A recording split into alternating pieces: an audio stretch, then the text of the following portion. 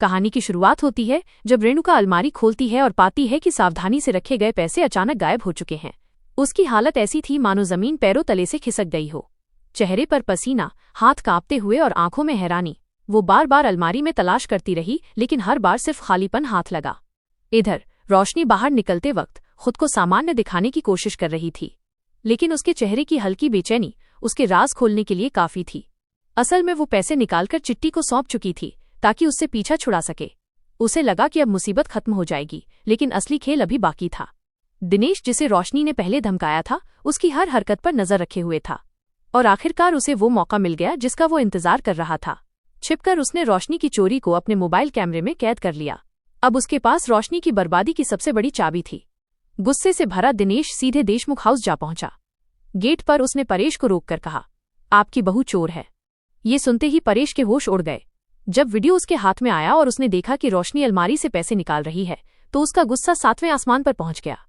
आग बबूला परेश घर के अंदर घुसा और जोर से चिल्लाया, रोशनी। उसकी आवाज पूरे घर में गूंज उठी। रेणुका घबरा कर बाहर आई और पूछा, क्या हुआ? परेश ने बिना कुछ कहे फोन उसके हाथ में पकड़ा दिया। जैसे ही वीडियो चला, रेणुका की आंखें फटी की फटी रह गईं। जिसे वो बहू नहीं बल्कि बेटी मानती थी, वही घर की इज्जत पर दाग लगा चुकी थी। गुस्से और दर्द से भरी रेणुका ने रोशनी को जोरदार थप्पड़ जड़ दिया। घर में सन्नाटा छा गया।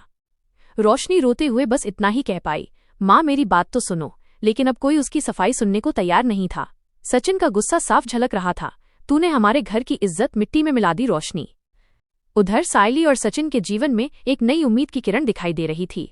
सायली का नया सजावटी मॉडल सचिन को बेहद पसंद आया। उसने कहा कि इस कला के दम पर वे बड़े कॉन्ट्रैक्ट जीत सकते हैं। सायली का आत्मविश्वास बढ़ गया और रिया ने भी उसे सोशल मीडिया पर प्रमोट करने का सुझाव दिया।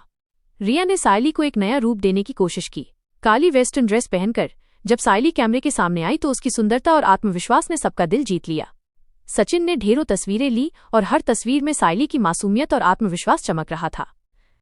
लेकिन जहां एक ओर सायली का जीवन नई उड़ान भर रहा था, वहीं रोशनी का झूठ और चालें उसके गले का फंदा बन चुकी थीं।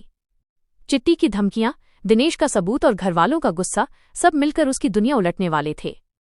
कहानी के अगले हिस्से में देखने लायक होगा कि रोशनी इस मुश्किल हालात से कैसे बाहर निकलने की कोशिश करती है और क्या सच में उसके सारे राज सबके सामने आ जाएंगे।